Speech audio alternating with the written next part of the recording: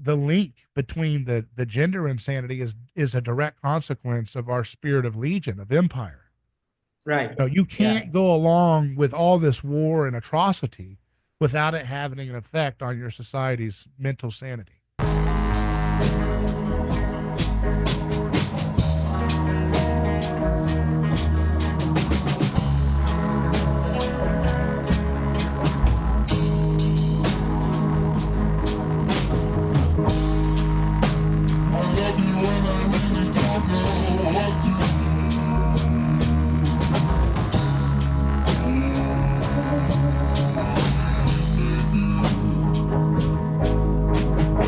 So we're back for another Things Hidden podcast. I'm David Gornoski here with Surit Dasgupta, editor at a neighborschoice.com.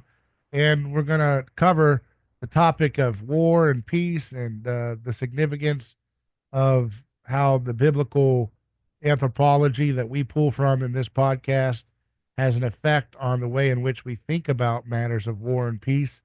One of the things that I think is most disappointing always is that it tends to be so many religious folks that are really big on war. I wouldn't say that they're the biggest group of people pining for war, but they tend to be the ones most excited about good old time traditional violence to solve problems. They like violence to solve, people who are addicted to drugs. They like violence to solve disobedience from children. They like violence to solve fear of some other tribe or other religion around the world that the television tells them to hate. And they're the first dupes to be used for conflicts and wars. And oftentimes it's very easy to dunk on the Zionist types, Christian Zionist types, but the impulse for aggression and war unfortunately cuts through a whole host of different traditions, and especially those so-called traditionalists that like to see Christianity as a backwards religion rather than a forward religion. They don't like to have any kind of concept of progress. Any kind of concept of progress, they erroneously attribute to notions of modernism or liberalism or other ideologies, which are actually just aping Christianity in its progressive vision. But of course, the lack of nuance is not something that seems to be of concern to these folks. But sure, let's talk about the Iran article. I published this week at the American Conservative. Did you get a chance to check it out? Any thoughts on it? Yes. Yes, I did. I like the way that like most people when they're arguing for violence and all of that, they're arguing for. They say that violence has always been the solution or something like that. They always tend to bring out the examples from history where violence has presumably solved any problems. But I like the fact that your article is pointing to examples like Vietnam, like how negotiating and having trade, open trade, and all of that with Vietnam, like these examples of peace, how they have worked as well. So I think we need more articles like I think we need more examples like those to remind people that peace has worked far more times than violence has. It's just that we tend to ignore them. These examples, like no, your article talks about having trade with Vietnam, but yet we hardly see anyone mentioning how having trade with Vietnam after the Vietnam War has improved relations between the United States and Vietnam and benefited both countries enormously. Yeah, yeah. I had someone. I posted a picture of a young girl in Gaza who is not looking very good. Her name is Rehaf Ayad, and she's got an unknown illness that's left her unable to walk, and her hair falls out, and she's got no medical ability to get help because of the Israeli blockade over Gaza. And I said, Christ does not bless this evil. And I had somebody, I guess, I think he's a well-meaning person. I know he's a well-meaning person, and most of my exchanges with him, but he wanted to reach out to me to let me know, hey, why are you saying Christ does not bless this kind of evil? You know, if Christ came back, he'd send her to hell anyways because she's of the different. I guess he's assuming if that she's of the different faith. And I think that mindset is so, it was so um, casually said, just casually thrown out there um, by an otherwise really nice and kind person. And I think there's just something mentally ill about that kind of religion. I don't care what people call it. It's a psychopathic religion. If people think that, like, the whole point of Jesus is that he's this neurotic guy who, wants to, like, put a little girl who's already living hell on earth. And he's like, I'm the creator of all things. And I died on this cross and I tried to do things to change the world. But this little girl, after she's done miserably starving to death her whole life and sick, I'm going to torture her forever and ever and ever and ever and ever and ever and ever, just on and on and on. The only way you can mentally take that seriously is if you're batshit insane. Okay, I don't care. I don't care what you want to say. You're a batshit insane person if you think that is the purpose of good news. I mean, that's the most terrifying, sadistic, insane view of reality that I could ever imagine. And no wonder so many people have left the faith in various ways because that's the presentation that they hear about Jesus. Jesus is something for traditionalist types like that. That Jesus is a object that you attain to get a certain status into the church or into salvation. Whatever your doctrines are that you're conceiving of. Jesus gets you a certain status. He gets you into an afterlife status. He gets you into being right status. He gets you into being orthodox status. He gets you into the correct position by consuming him. Now, there's different ways people consume him. Some people consume him by a mental assent about facts about his life, and some people consume him by, baptismal ritual. Some people consume him by the Eucharist. But whichever way they consume and devour this object that they call Jesus, they don't want to have anything to do with Jesus himself. He's an object. He is God's liberal son that you eat in order to feel better about yourself. Is that the way you hear it? That's what I hear it. No wonder people have Yeah, rejected that. I mean, it's because it's a perversion of everything you can even think of when encountering Christ. right. I mean, yeah, I just been thinking of what was said to you about that child being sent to hell by Jesus. It obviously shows a lack of understanding of Jesus's character and very significant examples given in the Gospels that display Jesus' attitude towards children. And Jesus was very brutal towards anybody, those who would harm children. He said, "It would be better if a millstone hung from your neck and you sank, that rather than harm any of these little ones." And he said, don't be a stumbling block for children to come towards me. Permit these children. If And he said that we have to be like children as well. So it's very obvious that Jesus regarded children as like the peak of humanity. He says this. He We never see him make these kinds of assessment towards any other. Like he always has bad things to say about others, but he always has positive things to say about children. And to come from that and say that Jesus would send that kid to hell makes absolutely no sense whatsoever. There's literally no precedent for that, no standard for saying that. So yeah, and it just reveals like it's not to your point, David. It's not just it just reveals that it's not just Zionism. It's having a sacrificial, violent version of Jesus. Yeah. Having And it also shows in various ways, when we like partake of the Eucharist and when we do all of these other things, Christ- oftentimes, yeah, yeah, Christian Zionism is a scapegoat for a lot of other it's violent a versions. symptom and it's a scapegoat, right? It's a symptom and it's a scapegoat, and you don't go after the symptom, you go after the root cause. What is causing this? So there are like other versions of the symptom. You can call it extreme nationalism, you can call it whatever it is, and the sacrificial version of Jesus, it means like treating Jesus as an object, treating Jesus as a get out of jail card. Like if you have Jesus, if you take the Eucharist, you get out of jail kind of mentality.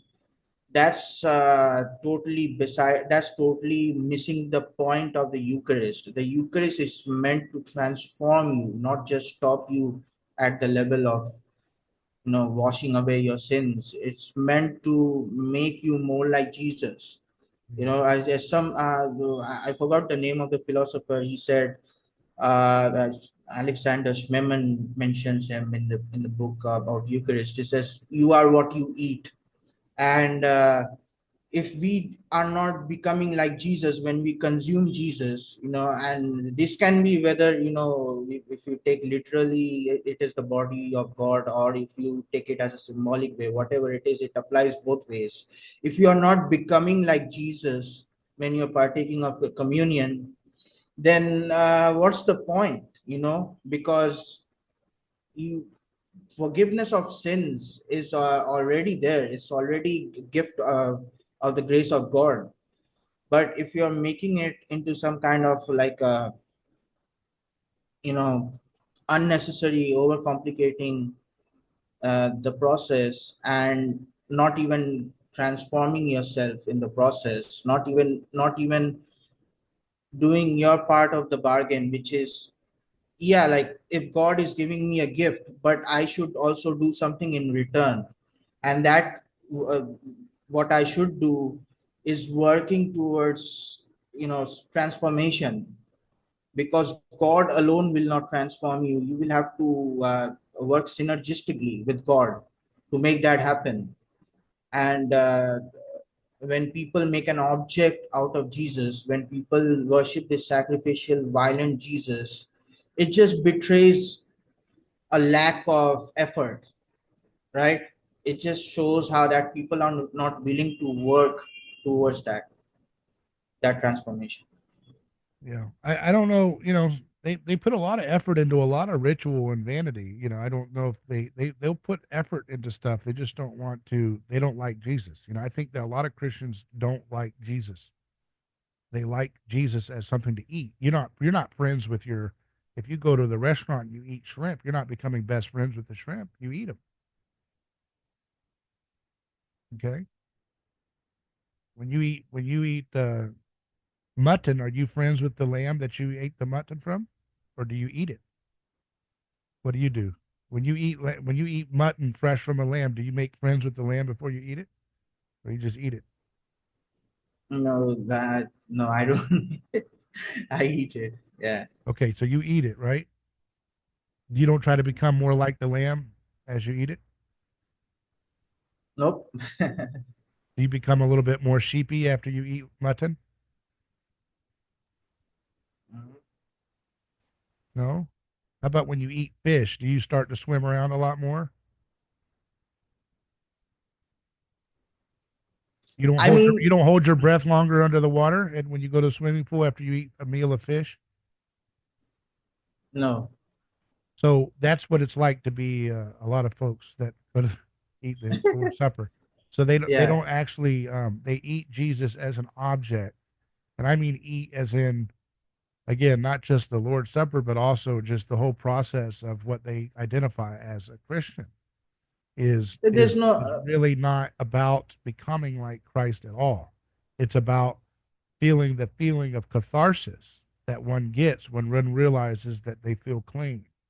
Now, being clean in relationship to your status prior to taking up the ritual of the Lord's Supper or baptism or other rituals, um, that we associate with the church, all of these things, they they don't work. I guess people think they don't work in the sense of becoming more nonviolent like Christ is, or becoming more oriented towards peace and justice and creativity like Christ is. They don't like that stuff. People do not like that stuff. Okay. If you think that little kids who are suffering on earth are going to be roasted alive forever by Jesus, you don't like Jesus. Jesus' personality does not look like that. Now, you can point to all the times he mentions Gehenna all the time, talking about 70 AD and the destruction of Jerusalem. But that doesn't change the fact that, Jesus' personality is clearly not the kind of person that likes to talk about, hey, people who don't like me or don't know about me, I'm going to burn them alive forever. I want to torture them. It is horrendous to be in suffering and to be suffering forever and ever and ever and ever and ever. Why? Because when you're a human being for your meager few years on earth, you were suffering and suffering and suffering, and you just happen to be born in an area where you didn't hear about that stuff. I mean, but yet people who are born in areas that hear about Christianity, that then they go and justify doing wars, whether it's Serbia or wars in Russia, Ukraine. Look at all the people. They had, there's more Christians in Russia and Ukraine than there are proportionally in the Gaza neighborhood, But, look at what the Russians and Ukrainians do. A million of their people dead. They go to church and they still killing people. So what's the Eucharist not taking over there? I thought they believe it's the real presence of Christ. Why does it not make them more nonviolent? And how about all the other places? Americans go to church more than almost any other group proportionally, and yet they're always being sent off to wars, and they buy into the propaganda, always duped in by another globalist excuse for another war.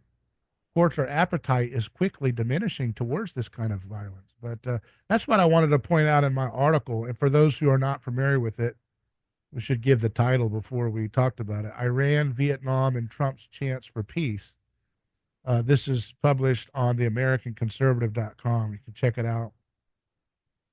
Um, and I wanted to mention the point that Ron Paul used to always say about how we went over to Vietnam, we lost over 58,000 of our people, and they lost millions of theirs. And we did not achieve the mission of getting rid of communism. But afterwards, we started to trade and travel and dialogue with them, and now we're much closer to what we would call peace and lack of vicious communism than through trade and dialogue than we ever accomplished through bombing them. So we can trade and dialogue and get along with people and become friends through those connections that we make, much more effective at pushing back authoritarian communism than bombing somebody out of their communism. And so he talked about that. And so that kind of used that as the explanation, because we just had the Vietnam anniversary last week. And here we are at the precipice of an Iran deal. Hopefully, Trump has announced that he has suspended violence against the Houthis. And I don't know how long that'll last, but we can only hope that that will be the beginning. He said he's got a big deal he wants to announce, or a big announcement he wants to have before he goes off to the Middle East this week. And I can only hope that it's something to do with peace with Russia or peace with Iran, or both would be great. But that bloodlust, continues to run rampant in the minds of a lot of people. For conservatives, they tend to be more, and they're less and less so, but they tend to be more suckered into bloodlust against Palestinians and Iran. For liberals, they're more bloodlust about Russia. They want that to continue, which is sad. These people read these nonviolent Christian liberal progressive books. You think, okay, maybe that'll help you be less violent. And then they go off, and we can't stop the war with Russia. If Trump wants to have peace with Russia, he has to be an agent of another government. And then they go back to Sunday and they read about nonviolence and self-emptying. And, it's insane how that works. And then they get siloed. Their brain is psyoped into that tunnel vision of Russia must be destroyed. Anybody who wants peace with Russia wants to destroy us.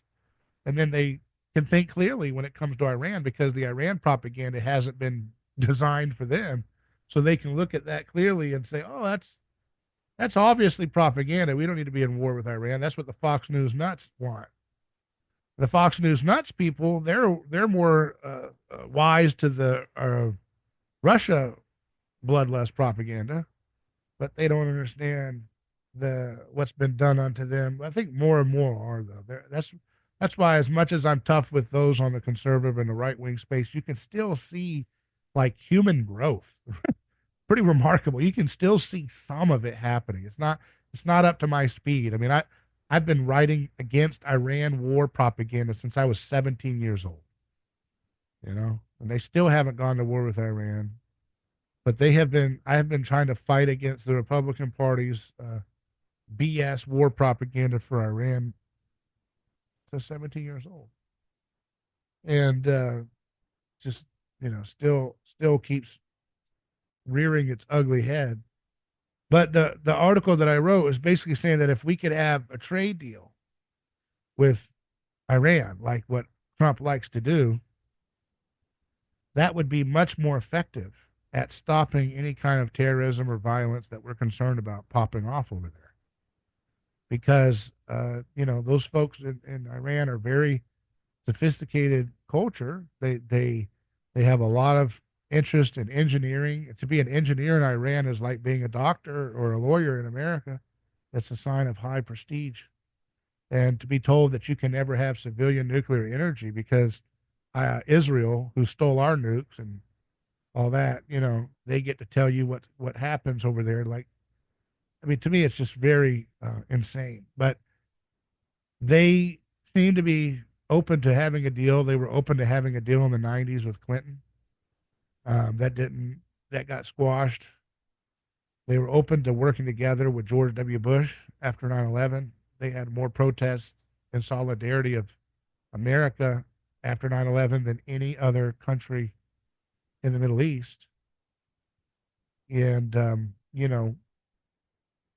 and yet we've just been told that they're just ready to kill us at any minute. It's pretty insane what humans will believe.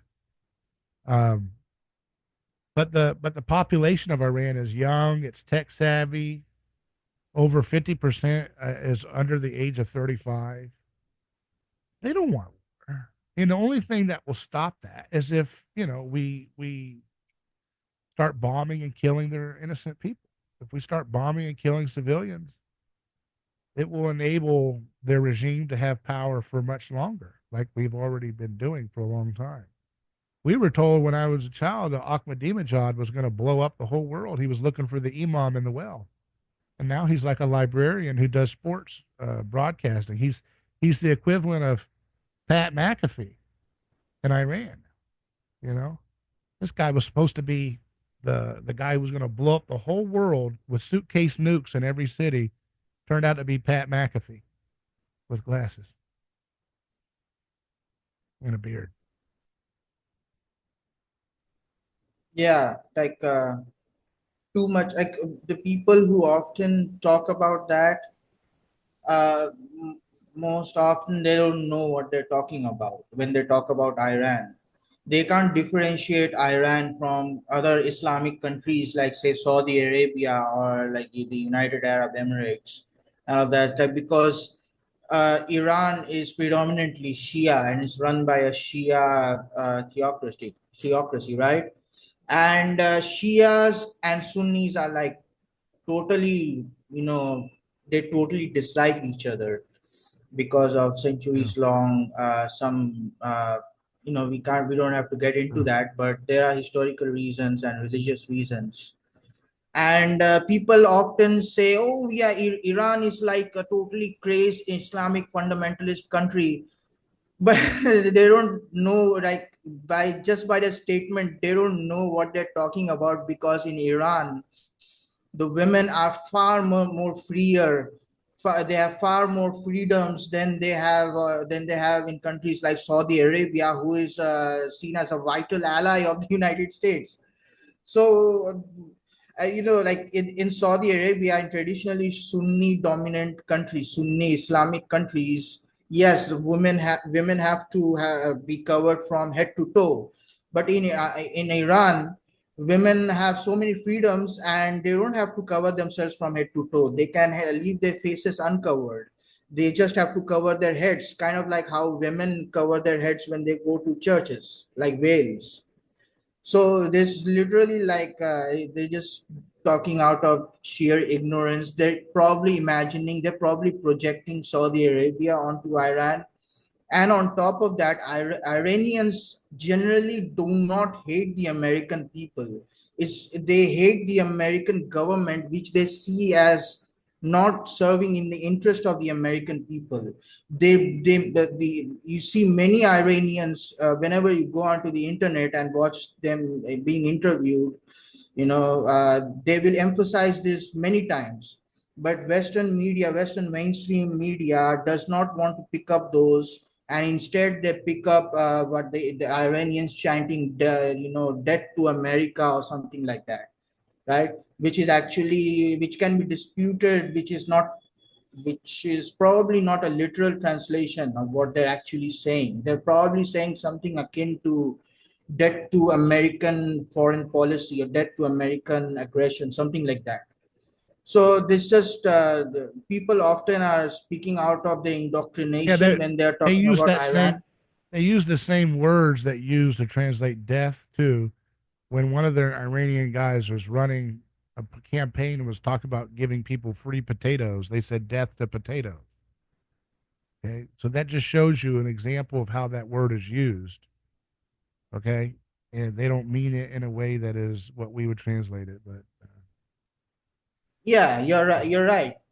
And it just betrays like a lack of knowledge in that region. So I don't think it's a bad idea to engage, to go to war with a yeah, country that you don't know anything about. And for a lot of the neocons who are pushing for this war, they don't know anything about Iran either. So they're people often like to say these neocons are very intelligent or they're very like super villainy or whatever, but the reality is they're often very dumb. They're mm, often very incompetent. And that's why they still haven't been able to violently overtake Iran. Is probably because they have failed to do so. They've looked for countless ways to do it, but they've failed so far. And I'm not saying that I like the Iranian theocracy form of government. It's still sacrificial. It serves a sacrificial god. It has its scapegoats as well. But the problem is that you have to be you really have to have a deeper anthropological understanding of what Jesus preached to really know the truth. And the truth is that Iran is not an existential threat to the United States. It's not, and therefore it doesn't make sense to scapegoat Iran. yeah, It literally doesn't make sense to scapegoat Iran. Oh, I mean, of course, if you want to give millions of dollars to this military industrial complex, corporations and these corrupt politicians, and that makes sense. But it is not in America's interest at all. It doesn't serve any interest of the American people. Their lives will not be better by doing it. yeah. There's a Guardian story saying Trump plans to announce U.S. will call Persian Gulf Arabian Gulf, officials say. And this is probably, you know, um, probably some of his hawks or something are pushing for this. That he plans to announce while on his trip to Saudi Arabia next week that the United States will now refer to the Persian Gulf as the Arabian Gulf or the Gulf of Arabia. So that's a Isn't nice, there like an Arabian Sea yeah. already? So like, Well, that's a nice reward for the 9/11 attacks, isn't it? Right? Iran comes out and yeah. says, "Hey, we are in solidarity with you. We're willing to help you fight Al Qaeda." United States government too busy arming Al Qaeda in places like Syria and Libya and everywhere else, said no thanks. Meanwhile, Saudi Arabia and others are probably have a large role in what happened with 9/11, and yet they get as a gift, hey, we're going to call your place there, that Gulf, we're going to call that the Arabian Gulf in honor of what you did for 9/11. That's a big tough guy move by Donald Trump there. But at the same time, maybe he's just negotiating, by trying to thumb their, maybe he's giving you can always try to look for positive silver linings that maybe he's just using that to kind of give token fodder to the Yeah, hardliner right wingers right. Like throwing them bones. Yeah, to give space for him to try to make peace. So who knows what Donnie is thinking. But a lot of people, will say, "Oh, you need to let him do his thing. He's pretending all this stuff." And I tell you what, well, maybe I'm not playing that game, because I'm an American. Okay, Americans, our country has a right to call out our elected officials because our system, at least its tradition, is that they work for us, and it's clear that I have a right as an American to demand certain expectations of my employees if they're supposed to be representing us. And so that includes the President of the United States. He's not a king, he's not a dictator, he doesn't own America. If he's elected to serve, it is to serve. And I have every right as a citizen, sovereign citizen of the United States of America, to say very clearly what I don't like and what I do like. And if they want to say, oh, he's playing games, you just got to let him do it or else you're not. Well, I'm like, okay, well, if he's playing games, I can play games too. So if he's pretending to be a hawk, well, I'll pretend to be whooping his ass as a hawk. Okay. And then when he doesn't go to war, we'll be all happy, won't we? Right? You see what I mean? That's the way I see it. You see what I'm trying to say? If I'm yeah, going to sit there and play the role of a sycophant, who the hell wants to be that? That's not an American. Whatever he wants. Oh, it's all a game. He's not really a war hawk. It's all just to pretend. You got to just go along with it. What's the point of being an American then if you can't criticize your government? I mean, I don't know what these people come from with these ideas, but you get that with some of the MAGA people. yeah. Now, to be fair, the MAGA again still has a robust debate. Did the Democrats, besides the Gaza thing, did the Democrats ever really have any open debate under Biden? No, it was a Yeah, the lockstep. lockstep bore. So at least with MAGA, you have people like Marjorie Taylor Greene and Thomas Massey and others who are able to criticize our warmongering foreign policy openly, and there's a large discussion and debate, at least to some degree, you know. But with the Democrats, there's none of that. It's all kind of unison. Um, so let's hope that that there will be peace, lasting peace, um, and that there won't be this continual, there's this announcement from uh,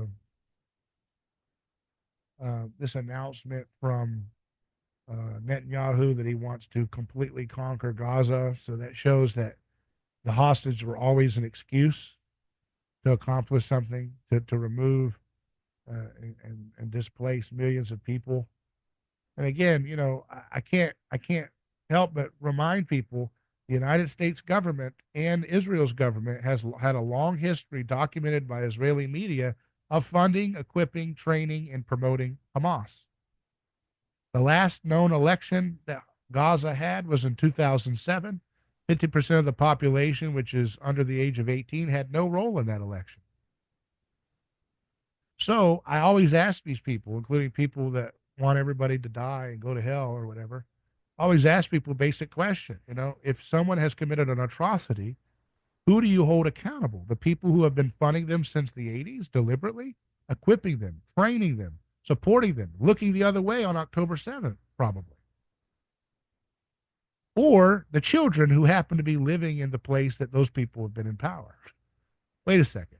This is so insane that anybody can even have a debate about and then you got the clowns like Douglas Murray and all these folks running around saying anybody who criticizes their right to murder anybody is a criminal or a horrible person. You see bills being passed to try to make it a crime to criticize any of this type of policy. And you can, people have to realize this is not compatible with America. You cannot keep these kind of policies floating and have any kind of American republic left, any kind of constitutional republic left. So It is decidedly anti-American. It is the interventionism, like Ron Paul says, is is nothing is as un-American as going out and fighting someone else's wars. Yeah. It's literally like the opposite of what the founding fathers And, like and then had and then it's envisioned. against John the Quincy Adams yeah. said that we don't go out in search of Yeah, but it's monsters these against days. it's even against America when you talk about trying to criminalize criticism of them. Yeah, That's third world behavior. Okay, these people try to act like right. they're people who can dictate to us what we can say. Well, you're a bunch of third world losers if you're going to keep saying that we don't have the right to speak and criticize. What who the hell do these people? This is supposed to be the vanguard of American and Western values. I mean, look who's saying. Mark Levin is the vanguard of Western values. He's over there promoting this bill that thankfully has been pulled back, but trying to criminalize criticism of war. This is not that's not a West. That's not the West. That's not what the West is about. That's an attack on the West. Yeah, it's a centralization of power, it's unchecked authoritarianism. I mean, Douglas Murray, like when he says that says anti-American with who was it, Sam Harris or somebody? I forgot. They all like this sound so much alike. It's very hard to differentiate one from another. They say it's anti-American to be libertarian and criticize, interventionism or Yeah, whatever. But they track a lot. All of these people, like Douglas Murray, they have a very disastrous track record. They stood up for the Iraq War, they stood up for the Afghanistan War, and they have been proven wrong again and again. Their stances, their positions have been proven wrong again and again. So if I should listen to your advice, I have to see whether your advice has worked out in the past, and it hasn't worked out in the past. So why should any American listen to you? So people like Douglas Murray who can come in and tell the American people what to do. So it's totally arrogant, you know, and thinking, taking advantage of the generosity of the American people is how I would put it, because America has given people like Douglas Murray and all of these, un-American people platforms. They think they can do whatever they want. They think they can say to Americans whatever they want. yeah. Yeah. There's some Bible passages that I pulled up to read to remind people of the broad theme of justice for the downtrodden and political nonviolence and peace. We have Mary's Magnificat in Luke chapter 1, verse 46, uh, particularly noting 52 to 53. He has brought down rulers from their thrones, but has lifted up the humble.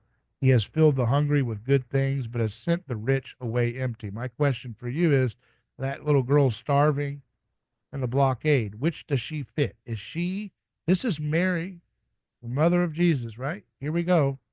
She's saying, and talking about the arrival of her son, that God has brought down rulers from their thrones, but has lifted up the humble. Is that little girl who's starving in Gaza, is she the ruler on the throne, or is she the humble? Obviously, the humble. She is. That's newsflash for millions of Christians. That's amazing, isn't it? He has filled the hungry Yeah. with good things, but has sent the rich away empty. So does that little girl who's starving and she's just bones, barely has any uh, human vitality left in her? Is she represent the hungry that have been filled with good things, or is she the rich that has been sent away empty? The hungry. Oh, okay. Isaiah. Let's go to She's literally hungry, bro. Isaiah chapter 61. That's news to them. Isaiah chapter 61, 1 through 2. The Spirit of the sovereign Lord is on me because the Lord has anointed me to proclaim good news to the poor. Is that girl representative of the poor, or is she of the rich? The poor. He has sent me to bind up the brokenhearted. Is that little girl in Gaza, is she brokenhearted? Yes, absolutely. To proclaim freedom for the captives. Is she in captivity? Yes, she is captive. She And is. release from Yeah. darkness for the prisoners. Is she in darkness as a prisoner? Yes, yes. To proclaim the year of the Lord's favor. Does God have her? Is the Lord's favor upon that girl? Yes. Okay, Micah 6:8. He has shown you, O mortal, what is good, and what does the Lord require of you? To act justly and to love mercy and to walk humbly with your God. Does starving Gazan children who did not vote for the Hamas, who were installed by the United States government in Israel, does starving the poor, is that acting justly and showing mercy and walking humble? No, not at all. And even if she did vote for Hamas, there is absolutely no I justification know I'm for. trying to give the psychopaths some of the. Yeah, I'm trying to help yeah, them. yeah, yeah. Got to give them something, you know. Next newsflash: don't ask me about children starving being a problem. If you've got a problem next time, you're going to get a whole podcast like this on you here, being nice about names. Um, Psalms 82, verse 3 through 4. Defend the weak and the fatherless, uphold the cause of the poor and the oppressed, rescue the weak and the needy, deliver them from the hand of the wicked. Okay.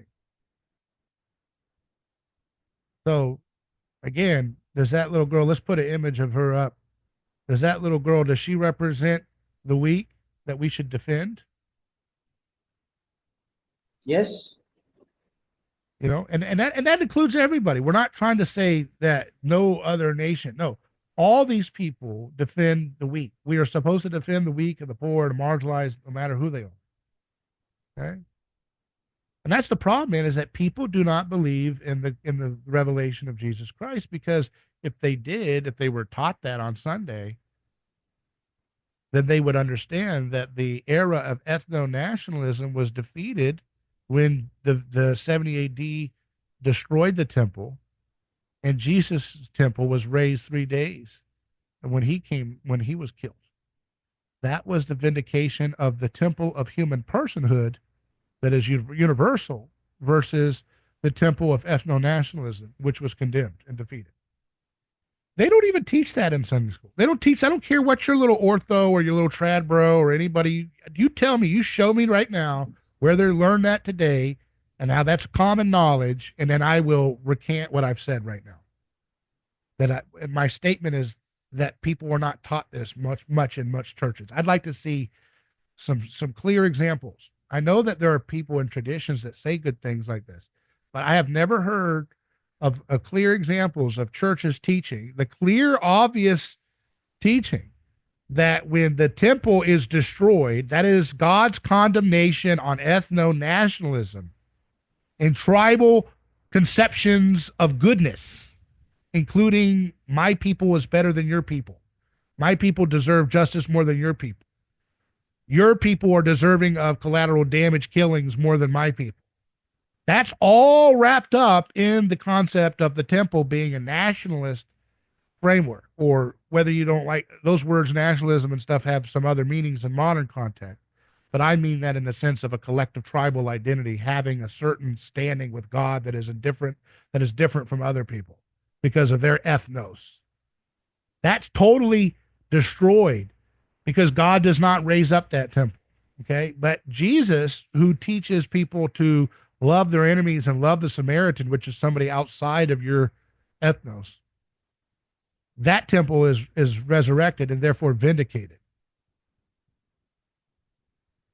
But that's not Yeah. taught in church. And if you can find that where that's taught very clearly all the time, I would love to highlight that church. We'll put it up and promote them. I don't care who it is.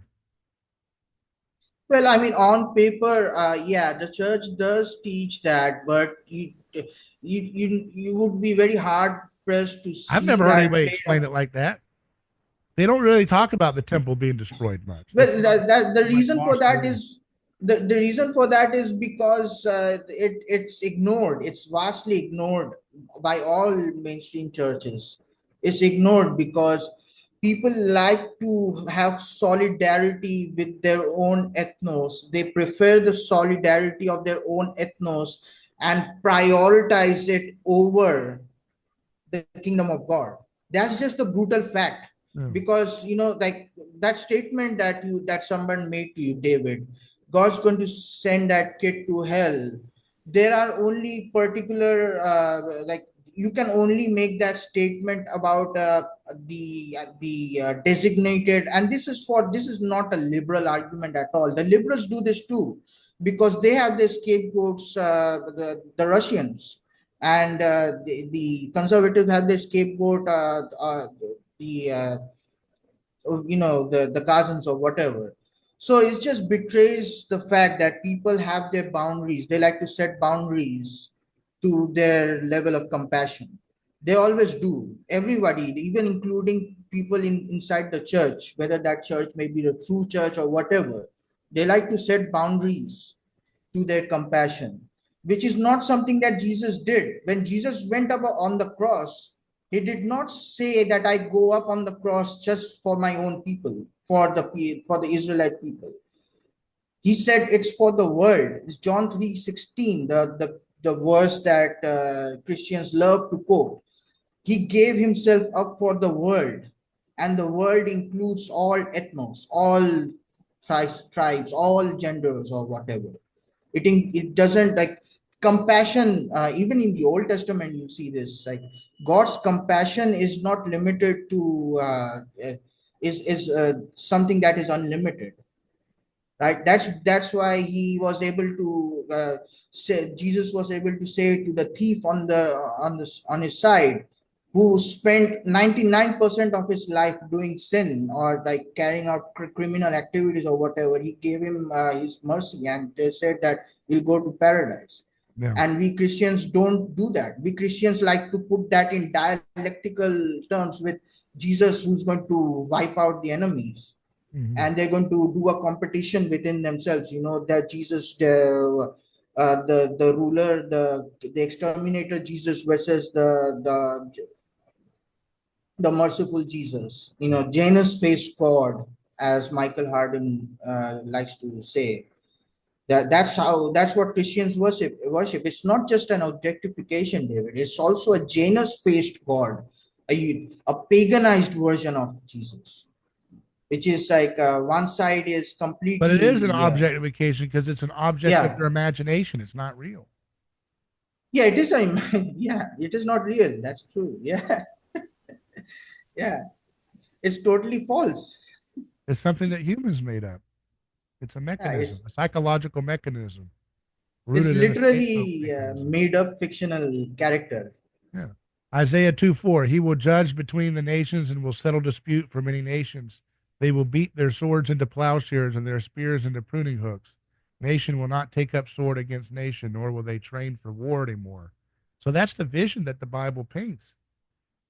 And it's not an ethnos orientation.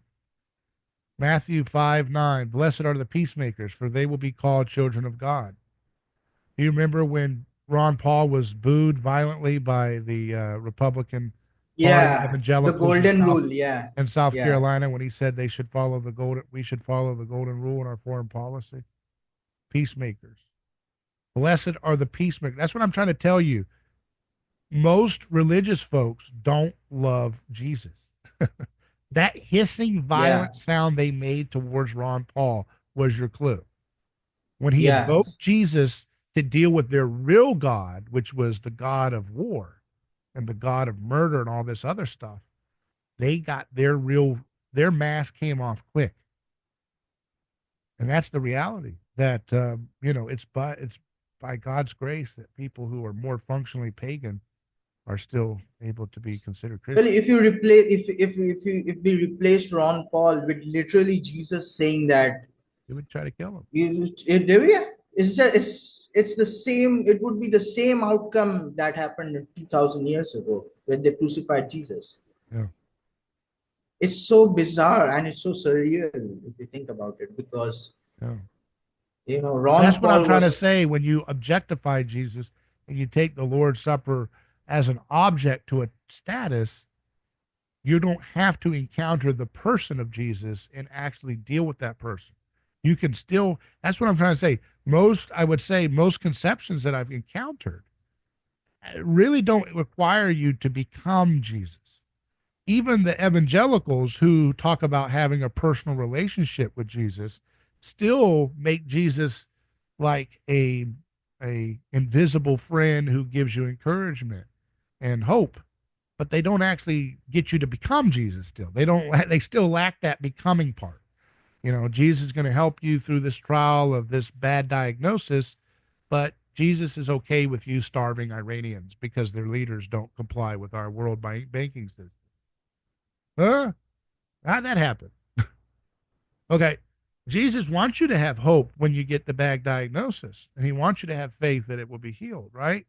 But he talks way more, and as I've indicated with these texts so far, the Bible talks way more about justice for the oppressed, stopping the wars, swords into plowshares, than he does about your cancer diagnosis go away or whatever your illness is.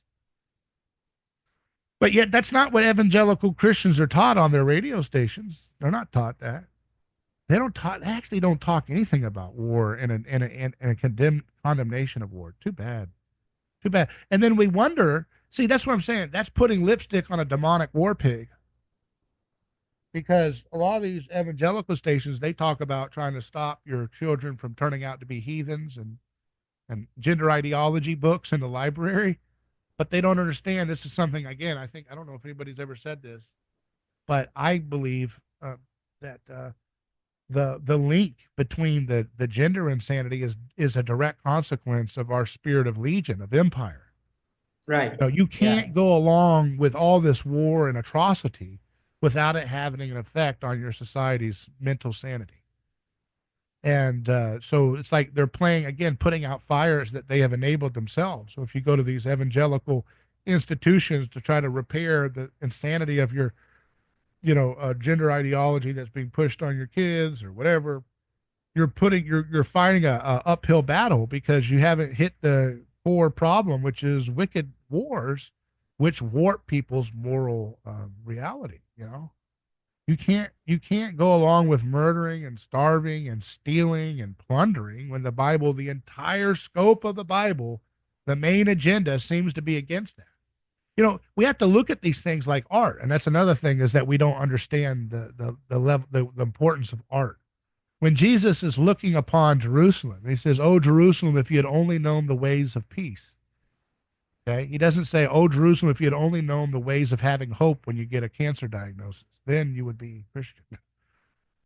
Right? He doesn't say, "Oh Jerusalem, if you'd only known the ways of keeping your gender ideology right for your children." He doesn't say, "Oh Jerusalem, if you had only stopped aborting your kids."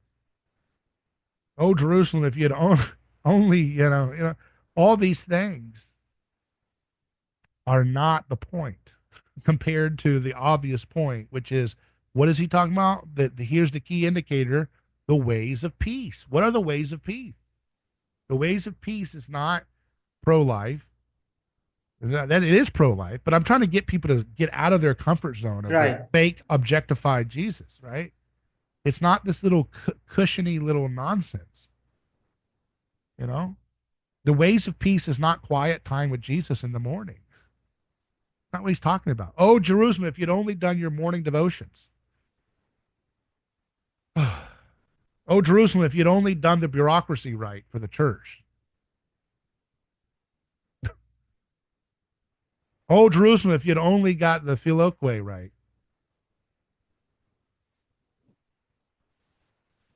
He didn't say that.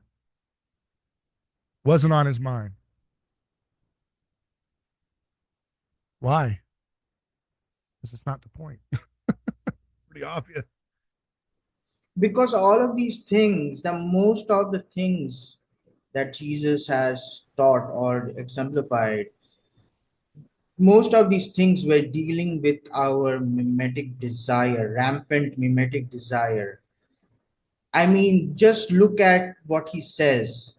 Like when he says, turn the other cheek, when somebody is making you carry, when a Roman soldier is making you carry uh, his luggage, your backpack or whatever, don't carry it for just 1 mile, carry it for 2 miles. All of these things are Jesus's method of making evil fall on itself, right? they're not Jesus is not saying virtue signal. He's not saying that you signal your virtue, show everyone how you're a nice soft man, you won't harm a fly or anything like that. No, he's providing you with a martial arts tactic of how you can use the force of evil and make it fall on itself. He's not saying return evil. He's saying how you can defeat evil as he himself did on the cross. Yeah. He's saying how you can defeat evil without returning evil for evil, without returning violence for violence. And that is the crux of Jesus's message. His teaching, his sacrifice on the cross. That's People why miss that. that's why I think a lot of, by the way, a lot of the traditional churches have this somber view when they have the Eucharist, like it's a funeral. It's not supposed to be a funeral. It's supposed to be victory. It's supposed to Yeah, be happy. But I think, and this is kind of a sidebar comment, but I think they have that feeling of a funeral because they feel guilty for what they're doing, you know. And I right. understand why, but it's they're reenacting a scapegoat murder, and they don't really understand why, you know. That's not the point of the Eucharist. That's part of it, is to kind of become aware of it, but it's not to stay in that guilt of like, oh my gosh, you know, I have to be Yeah, I have to be somber as I kill God's liberal son, you know, and eat him. What? You know what I mean? Or they're afraid because they're afraid if they're smiling, that will make them look mimetically like they're uh, flippant or not guilty enough, not ashamed enough, or that they're too sadistic. You know, if they're smiling as yeah, they, you know, oh, what are you, a psycho killer?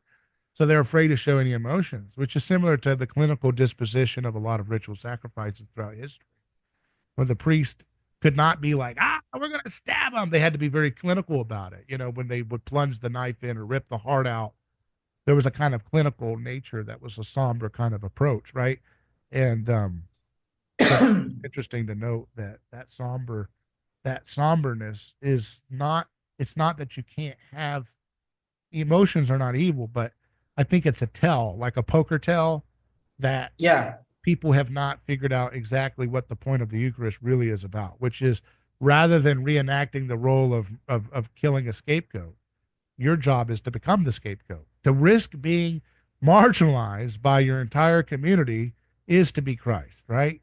To risk having forgiveness of enemies, even if that marginalizes your friends that have you in a good position, is to be Christ. To stand in solidarity with the vulnerable and the socially dispossessed is to be Christ, right? yeah, To not want vengeance and violence is to be Christ. To be creative and not in your acts of peace, rather than to be creative in acts of violence, is to be Christ. Those are the things that you know the Eucharist is about. You know, it's about standing in the position of being consumed by the crowd. So when you consume the person who is consumed by the crowd, you will be consumed by the crowd in your life.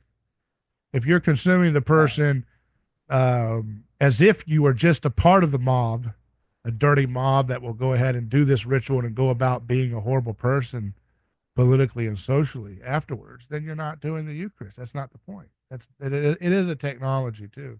It allows us to see with the eyes of the scapegoat, like Jesus saw Yeah, the scapegoat.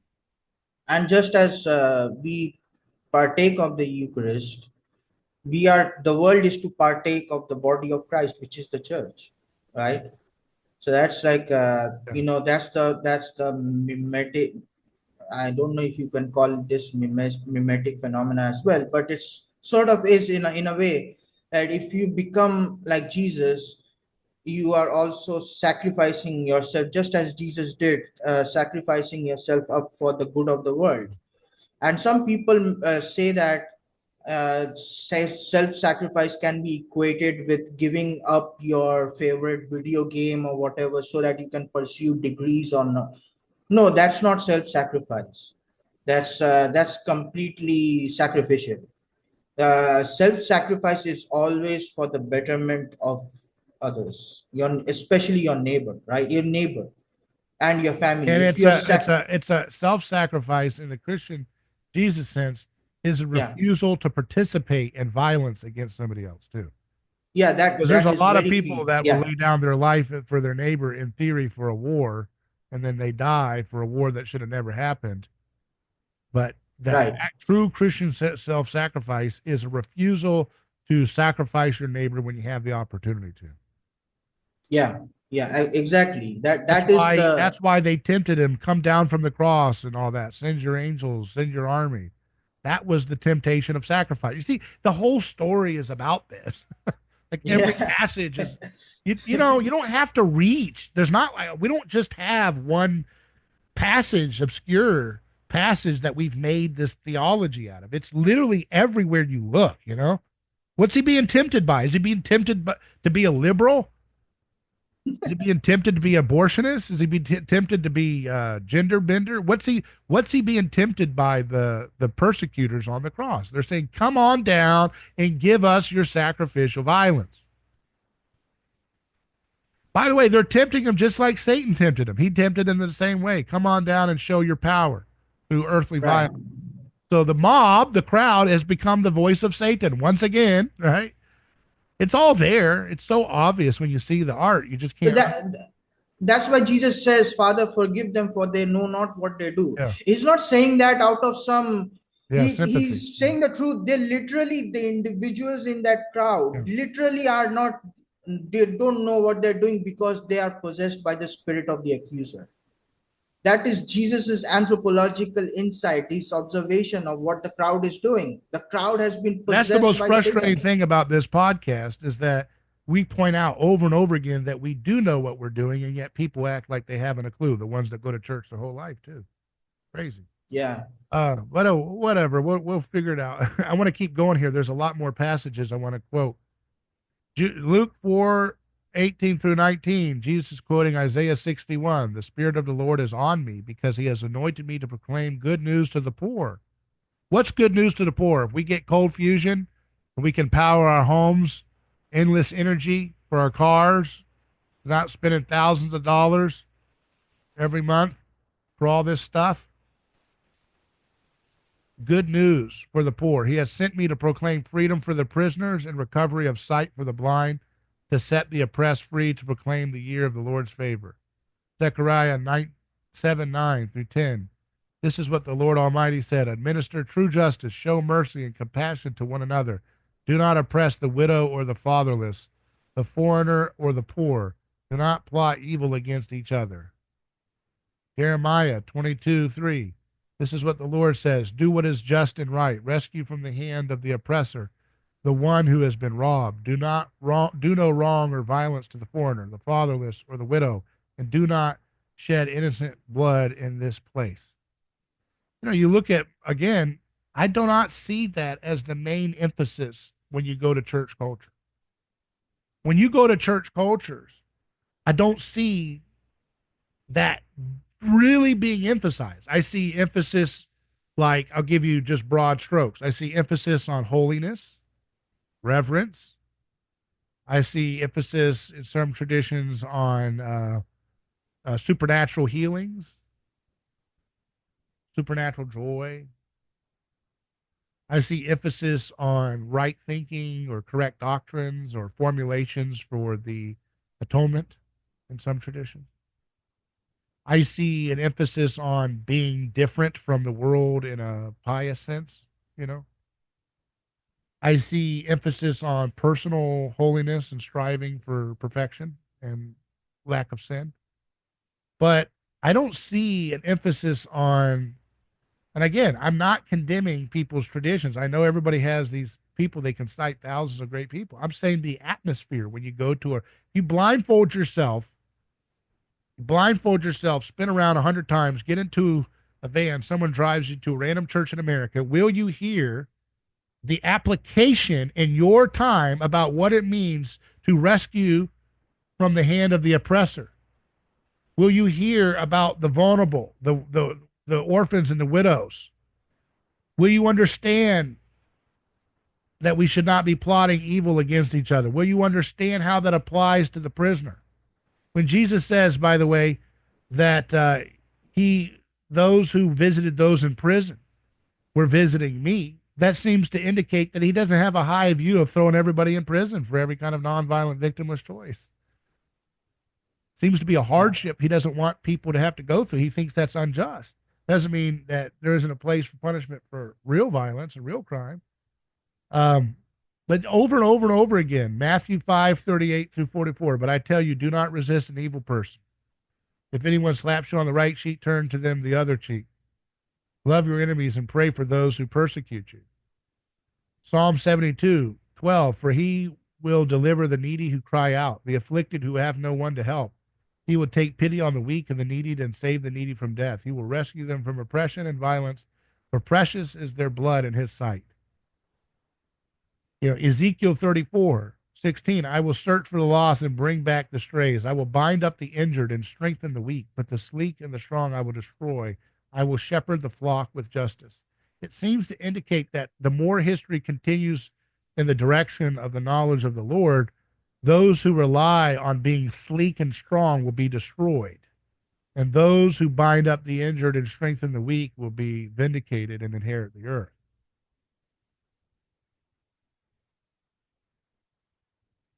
And then you look at Matthew 26 through 20, Matthew 26. I just want to read this real quick. While they were eating, Jesus took bread, and when he had given thanks, he broke it and gave it to his disciples, saying, take and eat. This is my body. Then he took a cup. When we had given thanks, he gave it to them, saying, drink from it, all of you. This is my blood of the covenant, which is poured out for many for the forgiveness of sins. I tell you, I will not drink from this fruit of the vine from now on until that day when I drink it new with you in my Father's kingdom. This idea of of this new covenant that he inaugurates is about, like you said, self-giving rather than violence. His body, his blood is poured out by refusing to engage in violence or revenge. Peter stabs somebody's ear, he heals it as they're persecuting him and torturing him. That's part of drink my body, eat my blood, drink, eat my body and drink my blood. That's part of that. You're becoming, you are consuming his actions and dispositions that were taking place while his blood was being poured out. Does that make sense? You're taking Yes, on yes. all of that. You're saying, I want to be like that. If I am being disrespected, if I'm being humiliated, if I'm being blamed, and I want to structure my communities in a way that stops that from continuing on. That's how you honor and drink the blood and eat the body of Christ. And that's how you honor it, by making sure your community stops doing the same thing over and over again. Great catharsis, where there is none to be had there. 1 Corinthians 10, Paul says, is not the cup of thanksgiving for which we give thanks a participation in the blood of Christ? What does it mean to participate in the blood of Christ? Participate in his disposition, his mimetic model of nonviolence and refusal to enact revenge or to get payback on his enemies. Is not the bread that we break a participation in the body of Christ? Because there is one loaf, we who are many are one body, for we all share the one loaf. So we are unified through nonviolence. We are set apart through nonviolence and a pursuit of justice. If you are going to a church and you're not coming out with the disposition every week that I need to be more nonviolent, more peaceful, more creative in serving my human beings around me, you're not hearing about God. That's not the God of this story.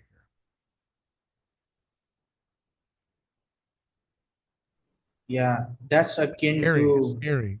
It's terrifying, really. yeah, I mean, when people tend to worship a sacrificial, fake, made up version of Jesus, it's like them looking at Star Wars and seeing Darth Vader kill a bunch of kids and thinking that's the prescription, when that's not the prescription. The Old Testament violence, and all of that is to teach you what violence does, Yeah. right? And it is to emphasize how violence is an incomplete partial solution, whereas Jesus' non-violence crucifixion, which is not resisting violence with violence, that's non-violence, that is a much more effective solution. Mhm. And people like to point to the Old Testament episodes of violence, and they like to say, that the violence has been prescribed. Yeah, but they did not work. Israel, the people of Israel, when they carried out those violence, it did not work. There never existed an Israelite nation that was supposed to be what the book of Moses prescribed. It never happened, because the Old Testament itself emphasizes this again and again. It's because Israelites, the Hebrew people, the Israelites became idolaters. They committed sacrifice, human sacrifice, again and again, and that is why God was always grieved about them. This is the key thing that people tend to ignore too conveniently when they push a sacrificial version of God. They tend to ignore that God was always grieving when the people engaged in wars and idolatry and human sacrifice.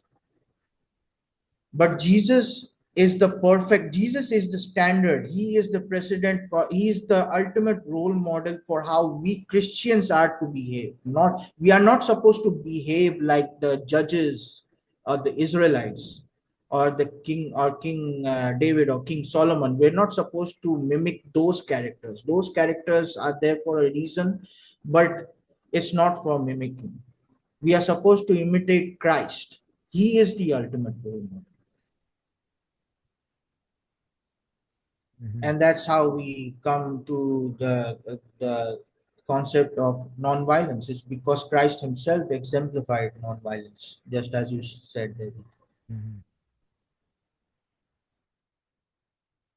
Well, I appreciate your time coming on, and want folks to check out the article. We'll link to it in the description notes, and continue to think about these matters as we stand on the precipice, as always, with pointless wars that don't need to happen. When you are saturated with Christ, as we have described him today, which is what the Bible describes him today, when you're saturated with Christ, you have no appetite for war with Iran or war with anybody. You know, you don't have that kind of appetite to hurt people, to feel better about yourself. And it's important for people to think about that. That's the solution. And if you have that mindset, then it gives you all the hope in the world to do great things. And it's, I think, as I say many times throughout the years, the appetite for direct violence continues to wane. If they were to do, a vicious, inciting incident like a Gulf of Tonkin to start Iran war, country would not stay united against Iran. It wouldn't even be united in the first couple weeks, probably, and it would backfire because they'd poke holes in the inciting incident because of alternative media. Alternative media is not a fluke that's just randomly unrelated to the gospel. People, again, who don't have this narrative thrust right that Christ came to help set the captives free and the oppressed free, they will miss the biblical and Christian role in media technology evolving through the years and allowing for the oppressed to be exposed and the marginalized to be heard more than ever before. So any kind of Gulf of Tonkin inciting incident to start a war with Iran would quickly backfire. We saw what happened with October 7th, where horrible atrocities were done to innocent Israelis. But then it was used as this pretext to go on this perpetual war campaign for a corrupt guy who's wanted to use it for his own power purposes. And This is something that, again, if this had happened in 2003, would be easier for them to have pulled off. They can't pull it off as well in 2025. The whole world sees the crimes that we're doing to the oppressed a lot more easier. And our appetite to keep it going is waning. The problem is that people will become so numbed out because of delusions, delusional foods, poisons, chemicals, things like that, that numb people out. They can't truly feel as well as they want to feel anymore. That's one of the things that Satan has used to keep this game going longer than it should have. Is that our awareness for victims continues, but we're also numbed out by via poisons and trauma and garbage media and all kinds of distractions. So we have to figure out that. We have to navigate that. That's important. Is how to become not numb, but actually acutely sensitive to our experiences, but not sensitive in a direction that it leads us into tirades or um, depression and all kinds of things like that, but rather into constructive, positive, joyful action. That's what we should be pushing towards. Yep. Thank you very much. My pleasure, David. It was nice talking to you. Yes. Email me hello@aneighborschoice.com if you have any feedback for us. We'll be glad to share with it on the show if you so indicate. Godspeed.